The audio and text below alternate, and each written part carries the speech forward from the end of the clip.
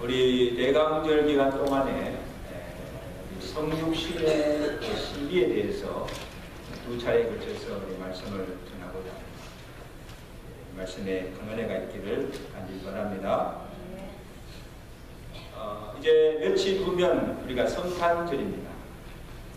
우리가 잘 아는 대로 성탄절은 예수님이 이 땅에 태어나신 날입니다. 정확하게 그 날이 12월 25일인지는 알 수가 없습니다. 그래서 예수님이 부활하신 날을 정확해요. 부활하신 날을 기점으로 33년 6개월을 사셨으니까 그래서 계산해 보면 11월 15일이 성탄절이라 그렇게 주장하는 학자도 있습니다. 그리고 12월 25일은 당시 태양신을 믿는 이방 종교에서 그날을 빛의 축제이라 그렇게 해서 지켰기 때문에 성탄절을 지키지 않는 사람들도 있습니다. 그리고 이 모슬렘의 영향으로 아예 이 성탄절을 없애고자 하는 그런 사람들도 있습니다. 여러분, 미국의 오바마 대통령이 재임 많은 기간 동안에 오바마가 한 일이 뭔가 하면 메리 크리스마스 하지 마라. 할로데이, 해피 할로데이. 성탄의 흔적을 없애려고 했습니다. 다행히 우리 트럼프 대통령이 탁 취임하자마자 제일 먼저 해낸 건가 하면 무슨 말이냐. 청교도로 세워진 이 미국 땅에서 메리 크리스마스를 할 수가 없어요. 이게 무슨 말이냐. 그래서 다시 메리 크리스마스. 우리 한번 다 그런 의미에서 인사합시다. 메리 크리스마스. 아, 이게 얼마나 큰 중요한 일인지 몰라요. 성탄절을 지키느냐 지키지 않느냐 굉장히 중요한 문제예요. 근데 그날이 12월 25일이든지 11월 15일이든지 it doesn't matter.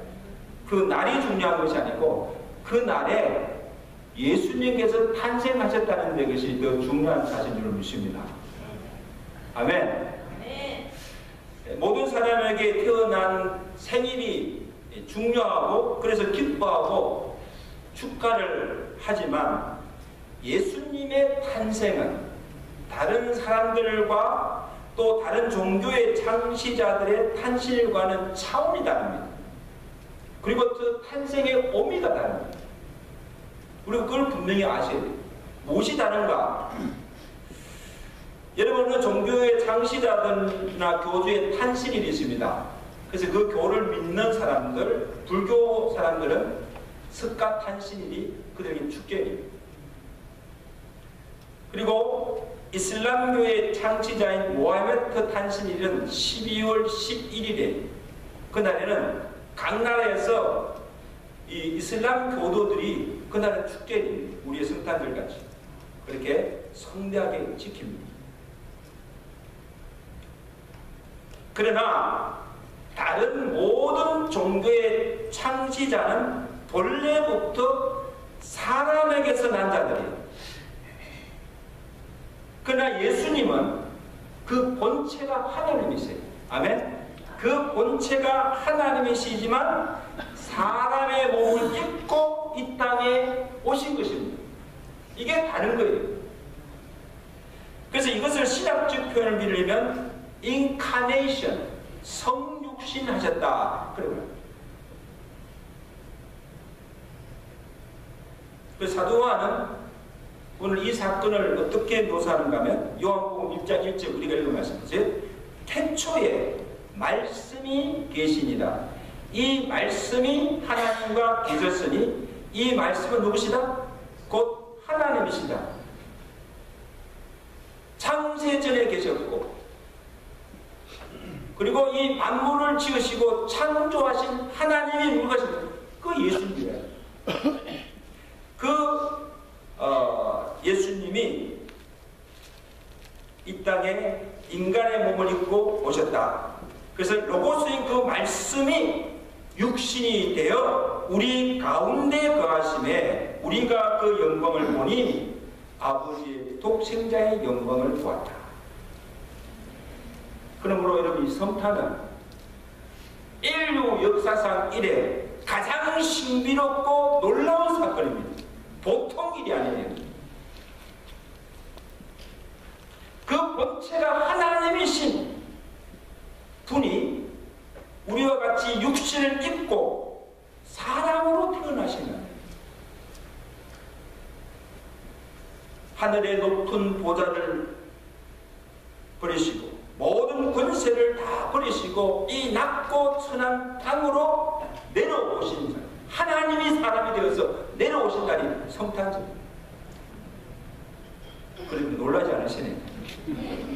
하도 성탄절 하니 그냥 시키니까 그런 줄 아는데, 이 성탄절은요, 이 보통 사건이 아니에요. 하나님이 사람이 되어서 이 땅에 오신 날. 빌립보서 2장 6절은 사도 바울은 이것을 어떻게 표현합니까? 그는 근본 하나님의 본체시나 하나님이시나 하나님과 동등됨을 취할 것으로 여기지 아니하시고 오히려 자기를 비어 종의 형체를 가지사 사람들과 같이 되셨고 사람의 모양으로 나타나셨다. 여러분, 이 한 구절만 묵상해도요, 이게 대단한 것입니다. 하나님이 사람과 같이 계십니다. 하나님의 비하에. 그래서 여러분, 예수님의 생애를 보면 철저하게 사람으로 사셨어요. 그의 출생을 보십시오. 마리아의 몸에 잉태되어서 10달, 3달을 다 채웠습니다. 그 마리아가 계속 배가 불러오잖아요. 그 3달이 차서 그 다음에 출산하였습니다. 여자의 몸에서 났어요. 그리고 태어나신 곳도 화려한 왕궁이 아니고 어디예요? 비천한 말구유에서 태어났습니다. 예수님이 나신 장소도 있어요. 베들레헴 말구유예요. 그리고 태어나신 후 요셉의 가정에서 평범한 아이들처럼, 오늘 이 아이들처럼 키와 몸이 자라며 성장하였습니다. 그리고 자녀들 낳아가지고 애들이 크는 것을 다 보셨잖아요. 예수님은 똑같이 그렇게 자랐다는 거예요. 30세까지 성장하였습니다. 그리고 30세가 된 후에 공생일세가 있습니다. 누가복음 2장 52절에 누가가 그 예수님의 성장기를 기록하기를, 예수는 그 지혜와 그 키가 자라가며 하나님과 사람에게 더 사랑스러워 가시더라. 그 또래의 애들과 같이 다 자란 거예요.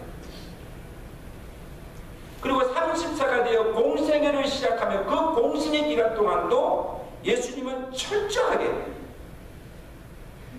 우리와 성전이 같은 사람으로서의 삶을 살았다는 거예요. 인간 예수예요. 인간 예수. 사람들이 겪는 희노애락을 예수님도 겪었어요. 기쁠 때는 기뻐하시고 슬플 때는 슬퍼하시고 우시기도 하시고, 그 다음에 피곤하여 쉬시기도 하시고 죽으시기도 하시고, 그리고 우리가 겪는 여러 가지 시험과 고난과 그 모든 것을 다 당하시고 마침내 육신의 몸으로, 우리와 같은 이 육체의 몸으로 십자가 지시고 죽으심을 당하시기까지 하셨다는 사실, 우리가 주는 죽음까지도 예수님이 경험하셨다는 거예요. 그 마태복음 1장에 보면 마태가요, 예수님의 족보를 기록하잖아요. 복음서를 시작하면서 왜 족보를 기록합니까? 그것은 우리에게 예수님이 요셉과 마리아 자손 다윗의 혈통에서 사람으로 나신 것을 증거하는 거예요. 이 족보가 우리에게 가르쳐주는 거예요. 근데 하늘에서 뚝 떨어진 게 아니고 예수님은 다윗의 혈통, 마리아와 요셉의 그 가계를 통하여서 이 땅에 사람으로 태어나셨다는 거예요. 이게 족보가 우리에게 증거해주는 거예요. 굉장히 중요한 이야기입니다. 이는 무엇을 보여주는 것입니까? 성육신의 사건은 예수님이 본체가 하나님이신 동시에 또한 우리와 같이 육신을 입은 완전한 사람이심을 증거해주는 놀라운 사람.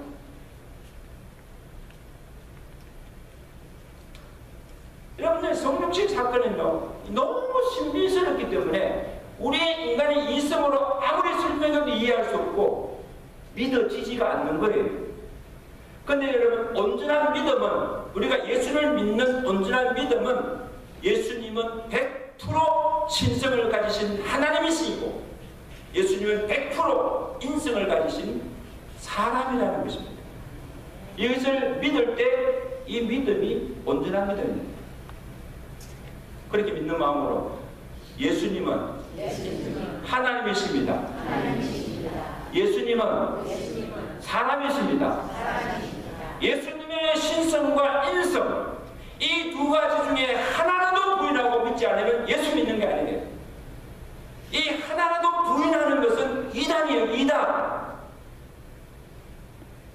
그래 당시 영지주의자들 있잖아요. 영지주의자들은요 예수님의 그 신성을 인정하는 육체로 오신 예수님을 부인했습니다. 믿지 않았습니다. 그 사도 요한이 요한일서 4장 2절에 이들 향해서 말씀입니까? 예수 그리스도께서 육체로 오신 것을, 사람인 것을 시인하는 영마다 하나님께 속한 것이요, 예수를 시인하지 않는, 무엇을 시인하지 않는 겁니까? 예수님이 육체로 오신 것, 사람인 것을 시인하지 않고 믿지 않는 것은 하나님께 속한 것이 아니요 이것이 곧 적그리스도의 영입니다. 영을 분별하라. 여러분, 이 한국에 내가 예수다, 뭐 재림주다 하고 한 사람들 있잖아요. 다 거짓말쟁이거든요. 정말 여러분, 자기가 예수가 되고 재림주가 되려면 조건을 갖춰야 됩니다. 첫째, 하늘에서 와야 돼요. 예수님처럼 하늘에서 와야 되고, 예수님처럼 동정녀 처녀의 몸에서 성령으로 잉태해야 나야 그가 예수요, 그가 우리를 구원하신 구주가 됨을 믿으시기 바랍니다. 아멘. 새빨간 거짓말이에요. 속지 마세요. 그런데 또 하나의 신비는, 예수님이 여자의 몸에서 나기는 낮았으나 처녀의 몸에서 성령으로 잉태하였다는 것. 이 동료녀 탄생의 신비예요. 이게 성육신이 신비예요.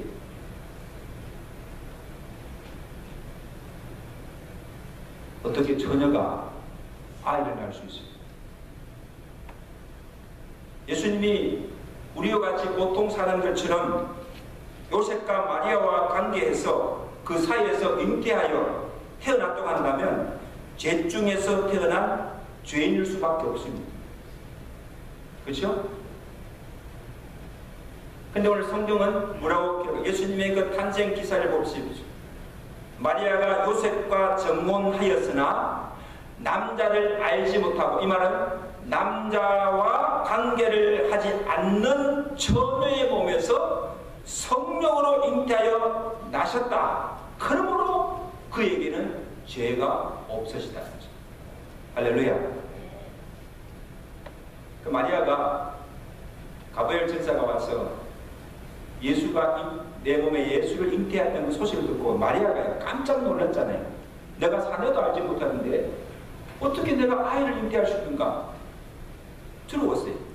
그때 이 가브리엘 천사가 마리아에게 한 말씀이 뭔가 하면, 마리아야 무서워 말라. 내가 하나님께 은혜를 입었느니라. 성령이 내게 임하시고 지극히 높으신 이의 능력이 너를 덮으시리니 이러므로 나실 바 거룩한 자는 하나님의 아들이라 일컬이로다. 내가 아이를 잉태하였으나 그 아이는 사람의 방법이 아니고 성령으로 잉태하였으니 그는 하나님의 아들이 되리라 말씀합니다. 죄가 없다. 요셉도 마리아가 아이를 가졌다, 잉태했다 그 소식을 듣고 이 요셉도 의로운 요셉이 할까? 그래 그를 가만히 끊고자 할 때에 또 천사가 요셉에게 나타나셔서 하는 말이 뭡니까? 다윗의 자손 요셉아, 아내 마리아를 데려오기를 무수하지 말라. 그에게 잉태된 것은 성령으로 된 것이다. 그에게 잉태된 것은 무엇으로? 성령으로 잉태된 것이다. 처녀인 마리아가 잉태한 것은 사람으로가 아니라 성령의 능력이 그에게 임하여 성령으로 잉태되었으므로 죄가 없으신 거룩한 하나님의 아들이라고 일컬어지리라고 했습니다. 여러분, 그렇다고 해서 여기 중요한 또 교리가 나는 거예요. 그렇다고 해서 마리아가 죄가 없거나 무음하다거나 거룩하다는 것이 아닙니다. 여러분, 천주교에서는 마리아를 동정녀, 영원한 동정녀로 그리고 거룩한 성모로 추앙하고 있습니다. 심지어는요, 마리아를 우리와 같이 죽지 않고 그냥 사람체로 성천하였다. 마리아 성천설을 그렇게 믿고 있습니다. 여러분, 예수님께서 태어났을 때 마리아가 동정녀였어요. 그의 몸을 빌려서 예수님이 탄생하셨을 뿐이지 그 후로 마리아는 남자와 관계를 갖고 여러 아들들을 낳았습니다. 영원한 동정녀가 아니에요. 예수님이 잉태하실 그때만 동정녀였지. 그 이후로는 동정녀가 아니에요. 우리와 똑같이 죄 중에 나서 죄 가운데 살다가 죽은 거예요. 성천하신 것이 아니에요. 그건 아주 잘못돼요. 단지 예수님이 마리아의 몸을 빌려서 예수를 잉태한 그것이 세상에 많은 여자보다 복음 받은 것은 확실해요. 그러나 그를 성모로, 심지어는요, 성부, 성자, 성령, 그 다음에 성모 마리아, 그 열을 놓고 우리가 추앙할 정도의 사람은 아니라는 사실을 여러분 기억하시기 바랍니다. 아멘? 자, 그러면 우리가 이런 질문을 해요. 그러면 왜 하나님이 인간의 몸을 입고 이 땅에 오셔야 하면 처녀의 몸을 빌려서 성령으로 잉태하여 나셔야 하는 것입니다. 우리가 질문해 봐야 됩니다. 성육신이 하신 그 이유와 그 성육신의 의미가 무엇인가를 바로 알아야 이 성탄의 깊은 뜻을 알 수 있고 예수를 제대로 믿을 수가 있다는 것입니다. 이 성육신의 사건을 이해하지 못하면, 바로 믿지 못하면 예수 잘못 믿는 거예요. 그 첫째 이유가 뭡니까? 우리를 죄에서 구원하시기 위한 대속물로 주려 오셨기 때문입니다. 마가복음 10장 45절에 인자가 온 것은 섬김을 받으려 함이 아니라 도리어 섬기려 하고 자기 목숨을 많은 사람의 뭘로? 대속물로 주려 함이라. 인자라고 했습니다. 인자는 뭐예요? 사람의 아들입니다. 사람으로 오신 그 이유가 무엇인가? 우리 죄를 속하기 위한 대속물로 주려 오셨다는 것입니다. 자, 보세요. 우리가 죄를 지었으므로 사망이 우리에게 왔습니다. 그래서 그 모든 죄를 사하고 우리를 사망에서 구원하기 위해서는 누군가가 대신하여서 우리의 죄값을 다 치러야 됩니다. 그래서 우리가 그 죄에서 사함을 받고 구원함을 얻게 되는 것입니다.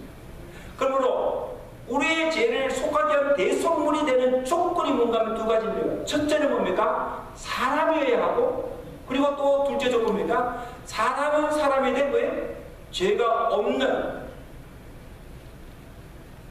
자여야 우리를 대속할 수 있는 대속의 제물이 될 수가 있는 것입니다. 그래서 죄가 없고 사람이 하나님께서 육신을 입고 오셔야만 하고, 그리고 태어나실 때도 동정녀 마리아의 몸에서 성령으로 잉태하여 태어나셔야 죄가 없게 되는 거죠. 이해가 되시면 아멘. 아멘. 좀 어려운 것이지만요, 이게 분명히 이해하셔야 돼요.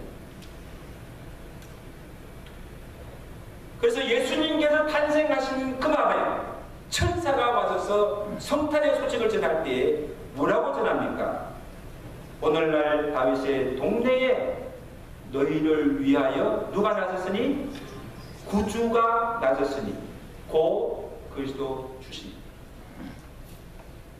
이는 그가 죄에서 자기 백성을 구원할 자이십니다. 할렐루야. 우리를 죄에서 구원할 구주가 이 땅에 오셨다는 것입니다. 여러분, 죄로 죽을 죄인에게 가장 기쁜 소식이 뭡니까? 내 죄가 모두 사함받았고 내가 죄에서 구원함을 받았다고 하는, 그리고 그 구원을 이루신 구주가 이 땅에 오셨다는 그 소식보다 더 기쁜 소식이 어디 있습니까? 그러므로 이 성탄의 소식은 요셉의 가정만 아니고 유대만 아니라 온 백성에게 미칠 큰 기쁨의 소식이 된 줄로 믿습니다. 왜냐? 베들레헴에 나신 그가 우리를 죄에서 구원할 구주가 되십니다. 우리가 이 성탄을 기뻐하고 즐거운 이유도 바로 거기에 있습니다. 자, 또 하나 성육신의 의미는 우리와 함께 거하시기 위해서 오셨습니다. 14절 보십시오. 14절 말씀. 14절 말씀 다 가르칩니다. 시작. 말씀이 육신이 되어 우리 가운데 거하심에 우리가 그 영광을 보니 아버지의 영광이고 은혜와 진리가 충만하더라. 자, 보세요. 말씀이 육신이 되어 라는 말은 하나님이 육신을 입고 우리와 같은 사람이 되어 우리와 함께 거하시며 사셨다는 거예요. 우리와 같이. 그래서 여러분, 이 거하심에라는 말을 영어 성경에 보면 live, L-I-V로 이렇게 표현하지 않고 dwelling이라고 하십니다. 여러분, live 하는 거하고 dwelling하고 무슨 차이가 있는 줄 아세요? 자, 예수님께서 하나님이 사람의 몸을 입고 이 땅에 오셨어도 사람들과 어울리지 아니하고 혼자 그냥 독존하여 살 수 있습니다. 그냥 리브하는 거예요. 그냥 독존하여 살 수가 있습니다. 그럼 내가 하나님인데, 자기 신분이 하나님이신데 어떻게 이 죄인들과 세상 사람들과 같이 어울러 지낼 수가 있습니까? 그냥 혼자 독존하여 있을 수 있습니다. 그리고 예수님이 이 땅에 오신 목적이 뭐예요? 대속물로 주로 우리를 구원하러 오셨다고 한다면 그냥 구원자로서의 사명, 33년 반을 사실 필요가 없고 공생의 기간만 사시고 그 다음에 우리 죄를 대신하여 십자가를 지시고 대속물로 십자가에 죽으시고 우리의 구원을 다 이루시고 그냥 부활하고 성천에 올라가시면 돼요. 근데 보세요. 이 땅에 아기로 태어나셨습니다. 33년 반을 우리와 함께 거하시며 같이 사시며 그 다음에 모든 대세계 구속을 사역을 이루시고 하늘로 올라가셨다는 거예요. 왜 그렇게 하셨냐는 거예요. 그 이유가 무엇입니까? 예수님은 사람들 가운데 들어오셔서 사람들과 같이 어울려 사시고 더욱이 죄인들의 친구가 되어주시고 죄인들과 어울려 다니시며 세상에서 약한 자, 병든 자, 헐벗은 자, 가난한 자를 긍휼히 여기시고 그들과 함께 많은 공생의 시간을 보내시고 그들에게 자비와 긍휼과 사랑을 베푸시는 삶을 사시다가 가셨다는 사실. 할렐루야. 할렐루야. 네. 이게 예수님의 생애예요. 그렇게 하신 이유가 뭔가 하면 우리의 구원뿐 아니고 죄인들을 향하신 그 하나님의 사랑이 어떠함을 몸소 실천하여 보여주시고 우리를 대제사장으로 우리를 체험하시고 우리를 중보해 주시기 위한 것을 성경 우리에게 말씀하고 있습니다. 히브리서 4장 14절 말씀이죠. 그러므로 우리에게 큰 대제사장이 있으니 그가 누굽니까? 사람이 몸을 입고 이 땅에 오셔서 우리와 함께 사시고 그 모든 구원의 사역을 이루시고 하늘로 성천하시고 하신 자 곧 하나님의 아들 예수시라. 우리에게 있는 대제사장은 우리의 연약함을 체험하지 아니하시는 자가 아니요 모든 일에 한결같이 시험을 받으실 때 죄는 없으십니다. 할렐루야. 이게 무슨 말씀입니까? 그는 하나님이시나 사람이 되셔서 우리 가운데 거하시는 그 이유가 우리가 당하는 모든 시험과 고난과 질병과 죽음까지도 체험하시고 경험하시고 우리의 연약함을 아시고 우리의 연약함을 긍휼히 여시고 때를 따라 우리에게 은혜를 베푸시기 위한 줄로 믿습니다. 아멘. 우리를 아시니까 우리 연약함을 아시니까 우리가 받는 고난이 어떠함을 아시고 우리가 받는 시험이 어떠함을 다 아시니까 시험 중에서 우리를 건져주시고 환난에서 우리를 건져주시고 질병 가운데서 우리를 고쳐주시기 위함. 할렐루야. 여러분 그러면 우리 인간이 되볼 수 있는 최고의 사랑은 그 사람의 입장에 서서 그 사람을 동정하며 마음 어린 사랑을 베푸는 것입니다. 같이 되는 거예요. 가부가 가부 신경을 한다는 거예요. 여러분 지난주에 우리 조지 부시 대통령이 94세이기로 생을 마감하고 지난주에 국상으로 대단한 것입니다. 국상으로 그 장례식을 성대하게 치렀습니다. 제가 그 장례식 그 광경을 처음부터 끝까지 다 봤어요. 참 영광스러워요. 생존하고 있는 모든 미국의 대통령들 다 참석하고 정부 요직들 그 모든 사람이 의사당에 장례식 다 모였어요. 대통령으로서 그가 남긴 공적도 크지만 무엇보다도 인간을 존중하고 예의를 지키며 남을 배려하는 그 인간애, 그의 인간애가 온 국민들로부터 신뢰와 사랑과 존경을 한 몸에 받아왔습니다. 이러면 사람이 죽을 때 장례식을 보면 그가 어떤 사람을 알 수가 있죠. 사진 한번 띄워주세요. 그래서 그 장례 그 기사 중에 사진 한 장이 올라왔어요. 저게 뭔가 하면 이 조지 부시 대통령의 그 인간미가 어떠함을 보여주는데 그 지금 그 아이가 누군가 하면 그 부시 대통령이 대통령 시절에 그의 경호원이었던 패트릭의 아들이 그 아들이 2살 된 아들이 백편병에 걸려서 이 머리가 빠지는 거예요. 어린아이인데 대머리잖아요. 머리가 빠지는 것을 그 소식을 듣고 이 조지 부시는 이 나이대가 89세였대요. 89세 노령에다가 파킨슨 병에 걸려서 휠체어에 앉아서 자기 자신도 병든 상태에서 그 아이가 백혈병으로 머리 빠지는 소식을 듣고 그 아이와 자기 경험했던 그 패트릭의 용기를 주기 위해서 머리를 삭발한 거예요. 머리를 삭발하고 그다음에 그 아이를 집에 초대해서 지금 품에 안은 거예요. 여러분 저 사진을 보면서 무슨 생각이 됐습니까? 아픈 자를 배려하는 자기 교회 보좌했던 그 경호원들 그 한 사람 그리고 특히 그 아이를 배려하는 그 사랑, 그게 온 국민이 감복하는 거예요. 여러분 보세요. 대통령으로서 한 아이를 위해서 머리를 삭발한 정도의 그 사랑에 감복한다고 한다면,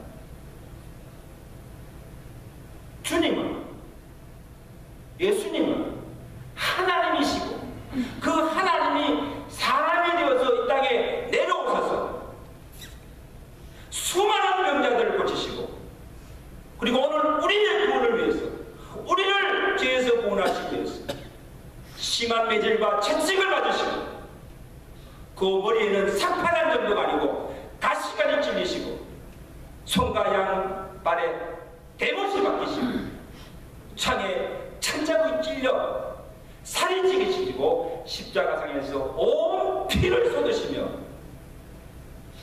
우리를 구원하신 그 사랑에 우리가 어떻게 감복하지 않을 수가 있습니까? 할렐루야. 대통령이 한 아이에 대해서 자기 머리 삭발한 정도로 해가지고 그 사랑에 감동한다고 한답니다. 오늘 저와 우리 성육신 하신 그 하나님의 사랑으로 해서 구원함을 얻게 된 줄로 믿습니다. 이보다 더 큰 사랑이 어디 있습니까? 이보다 더 큰 사랑이 어디 있습니까? 하나님이 우리를 위한 사랑, 그 세상의 어느 사랑보다 비교할 수 없는 그 사랑. 모든 것을 가지신 부유한 자로서 우리를 부유하게 하시려고 가난한 자가 되셨습니다. 슬퍼하는 자가 아니시지만 슬픈 자를 위해서 슬픈 자가 되셨습니다. 우는 자들과 함께 우는 자가 되었습니다. 아무 죄가 없으신 분이 죄인을 위해서 죄인과 같이 되셨습니다. 여러분, 십자가에 달려 죽는다는 것은요, 가장 저주스러운 일이에요. 죄가 없으신 예수님께서 왜 저주의 십자가에 달려야 하십니까? 죄인이 되신 거예요.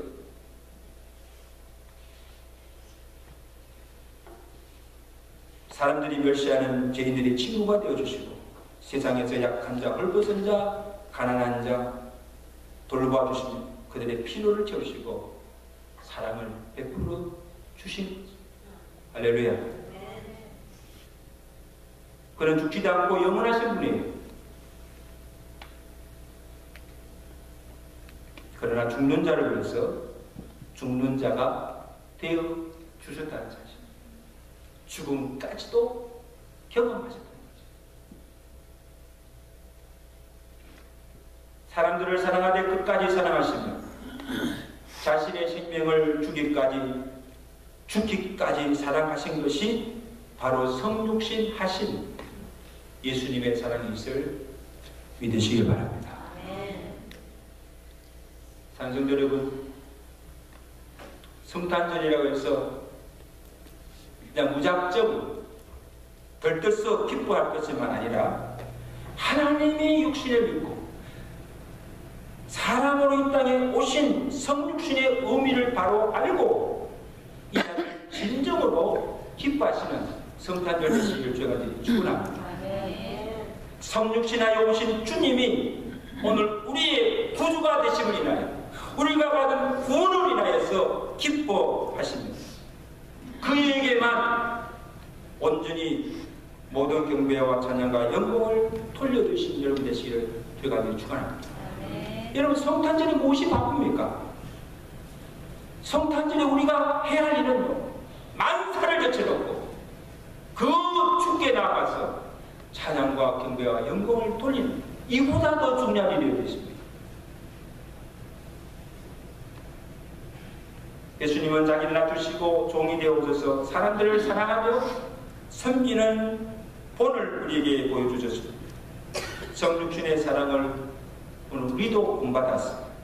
특별히 오늘 우리 주변에 불쌍하고 어려운 이웃들을 돌아오며 따뜻한 주님의 사랑을 베풀며 자신을 비우시고 종이 되어 낮아져서 우리를 섬겼던 주님처럼 우리 우리도 낮은 자리에서 승기는 삶을 살아가시는 귀한 은혜가 함께 하시기를 주의 간절히 축원합니다. 축원합니다. 기도하겠습니다.